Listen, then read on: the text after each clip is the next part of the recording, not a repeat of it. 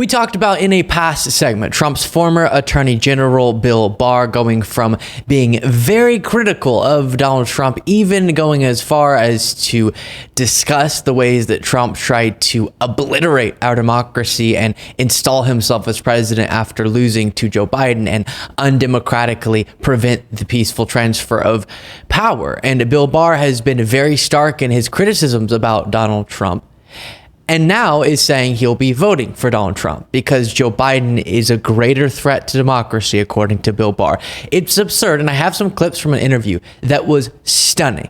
Not only because Caitlyn Collins nicely dismantled the absurd logic of Bill Barr, and I'll assist in doing that further as we go along, but also Bill Barr reveals something about what he heard from Trump during Trump's time as president that is crazy, and we'll get to all of that. But I will warn you, this topic more than most, I think as I said in the last segment on Bill Barr, makes my blood boil, makes me so angry, because it's one thing to be delusional and to go along with the lies that justify the behavior of Donald Trump in the minds of some of these MAGA folks. It's a whole nother thing to point out and sound the alarms about how threatening Trump is to our democracy and how little respect he has for our constitutional process, and then go, but another infrastructure bill would be even worse, which is obviously a straw man of his argument, but we'll get to his actual argument in a second.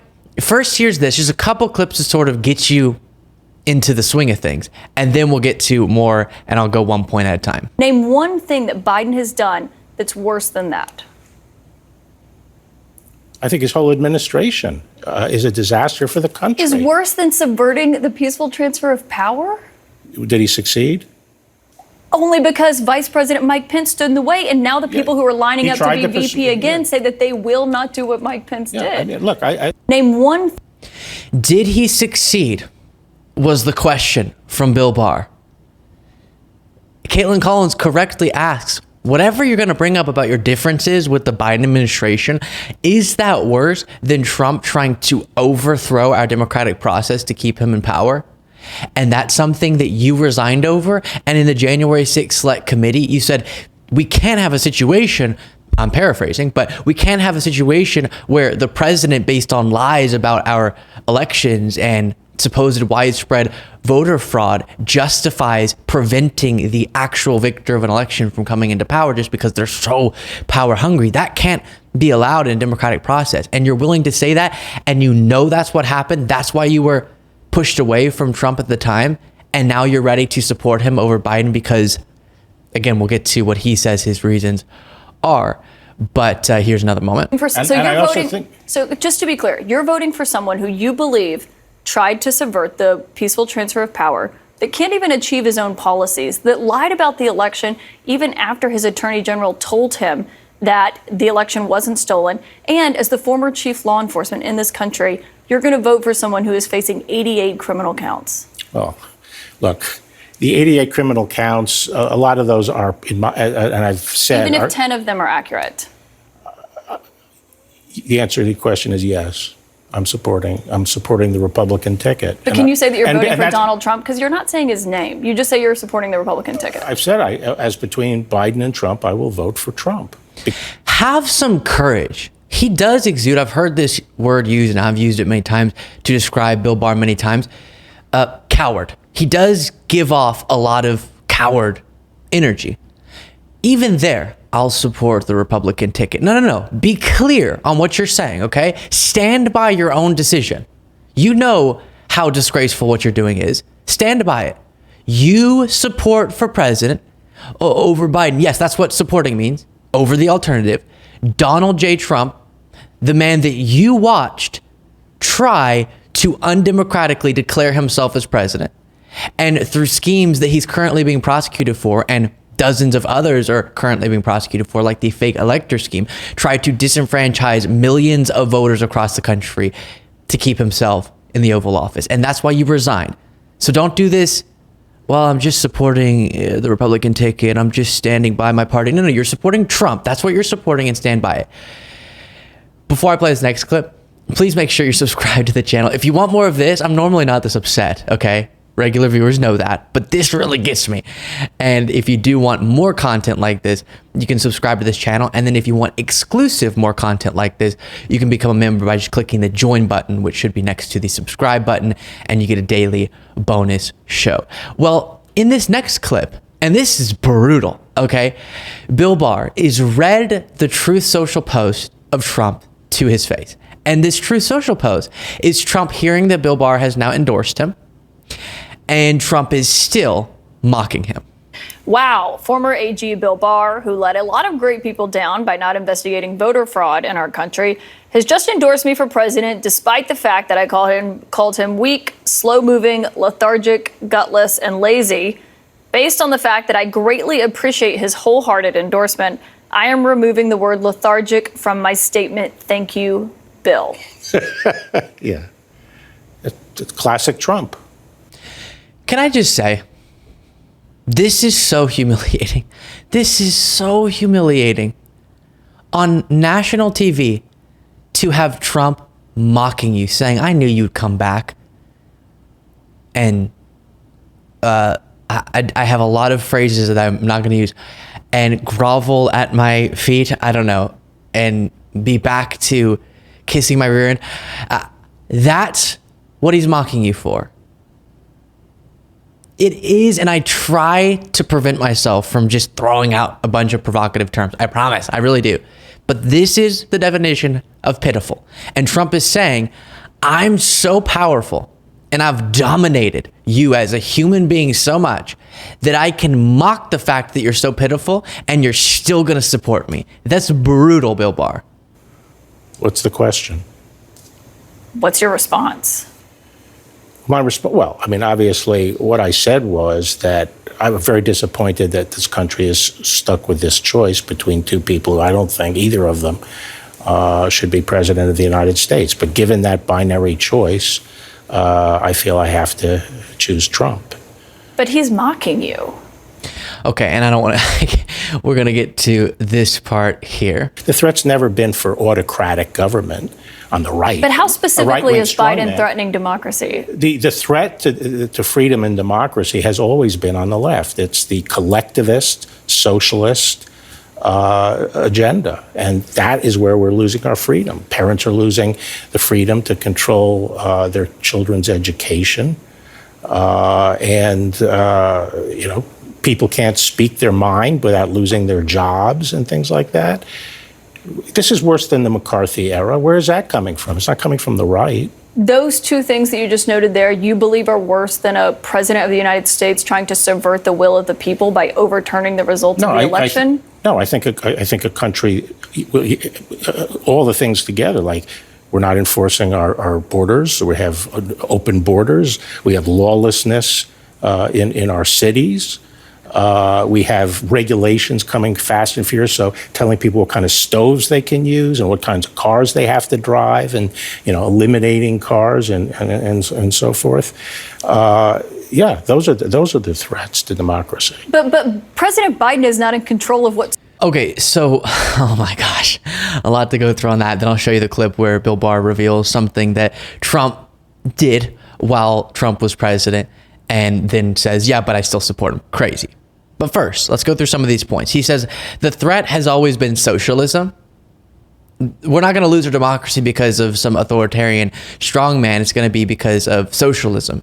And he acts like we all just assume that's the case. When did we all accept that's how American democracy inevitably is going to die? I don't think we have accepted that. I think right now we're far closer to some sort of fascistic ending to our democracy. But if he's saying that Joseph Robinette Biden Jr. is currently enacting socialism, he's delusional. And he must be referring to what? Repairing airports, roads, bridges, broadband, expanding healthcare for veterans, lowering insulin costs. Is that socialism to him? Well, no, because he lists off these things. Parents are losing control of children's education. Right now, even by the right-wing standard, they're currently getting more control because they're passing these laws that allow sort of a small group of really loud and activist parents to ruin the educations of all of the rest of the parents' kids in these different school districts. And they're giving, again, by the right-wing standard, way better power to parents in a lot of these states because of this myth about what's going on in schools. That's inaccurate. And he says you can't speak your mind anymore without losing your job. I'm still yet to be provided evidence of this epidemic of cancel culture in the workplace where people are just being fired willy-nilly for being a Trump supporter or something. I don't think that epidemic exists, because otherwise there would be more of these examples brought forward. Of course, in a country this large, there will be some example of someone losing their job in an incorrect way. This is not a threat to democracy and doesn't even seem to be as prevalent as people think that it is. A good example is friend of the show, David Pakman, interviewed Dr. Phil, and Dr. Phil tried to make this assertion, saying that in this particular case, a bunch of tenured professors are losing their tenure and are having it stripped away because of their political views. And so then David Pakman asked if he could provide a list, and the list that was sent to David Pakman did not qualify. I don't think a single one of them met the metrics that Pakman asked for, and Dr. Phil agreed to send. So I don't think this is actually the problem they think it is, but these tiny little examples get blown out of proportion. Open borders, that's just not a thing. If we're having issues with all of the individuals that are being detained at the border, that's part of the logistical issue. How are we also opening the border? Plus, right now, Bill, MAGA Republicans are the ones obstructing, and they actually just successfully killed the bipartisan border deal that the Border Patrol Union said would be a huge step in the right direction. Who supported it? Joe Biden. Who was opposed to it? Donald Trump. So it was actually MAGA Republicans against solving issues at the southern border. He says lawlessness in our cities is an example of threat to democracy by Joe Biden.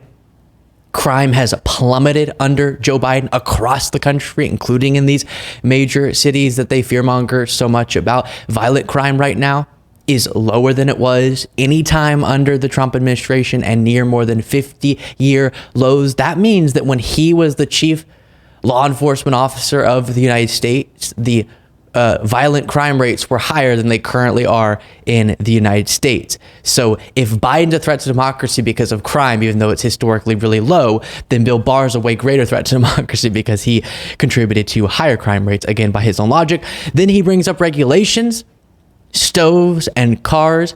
Since the beginning of cars being a thing, we've had regulations on cars. And yes, the federal government has the power to restrict what types of cars and how cars are made and making them more efficient and all of those different things. On stoves, gas stoves is the ridiculous talking point he's pushing. You can still have gas stoves. The only thing that the Biden administration has actually been doing on a lot of these appliances that they fearmonger about is not coming after them, but mandating that the companies, something the federal government has the power to do, mandating that companies make more efficient appliances to save the consumer money. And obviously that benefits the planet as well. So you're saving money, Bill, because of these regulations, plus trying to make sure that you don't get cancer because of the emissions coming out of your gas stove.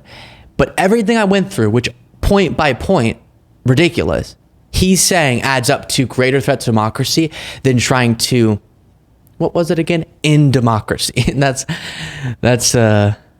crazy, to say it kindly. Here's this moment where Bill Barr says, oh yeah, Trump was constantly saying people should be executed. I hear from a lot of Republicans who defend Trump saying, well, that's a hypothetical and that's ridiculous.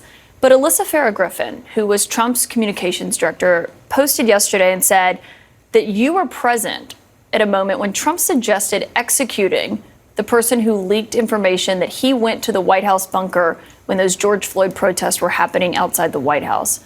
Do you remember that?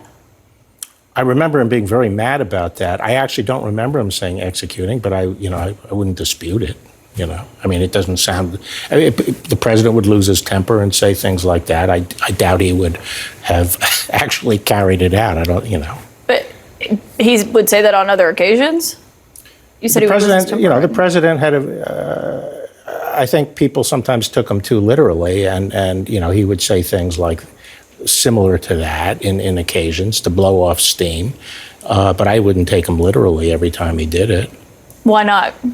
Because at the end of the day, it wouldn't be carried out, and you could talk sense. But just because it's not carried out and you could talk sense into him, doesn't that still mean that the threat is there? No. So the Attorney General of these United States of America was being told by the President of the United States blow off steam that people should be executed. And Bill Barr, podcast listeners, I'm still here. I just paused for a second. And Bill Barr says, he was just being silly and goofy, which doesn't land as well whenever we saw him. Again, the lower third chyron here is talking about the fake electors scheme. That's the context of this discussion. We saw him try to prevent our elections from functioning, showing his authoritarian and anti-democratic beliefs and ambitions. And so, no, it's not silly, goofy, blowing off steam when he's talking about executing people, especially when we understand him to be as unhinged as it gets and has a record of someone who has so little respect for the rule of law. So there's that. Please let me know what you thought. I need some feedback. I need to see that the rational people out there still exist. So let me know what you thought of that in the comments.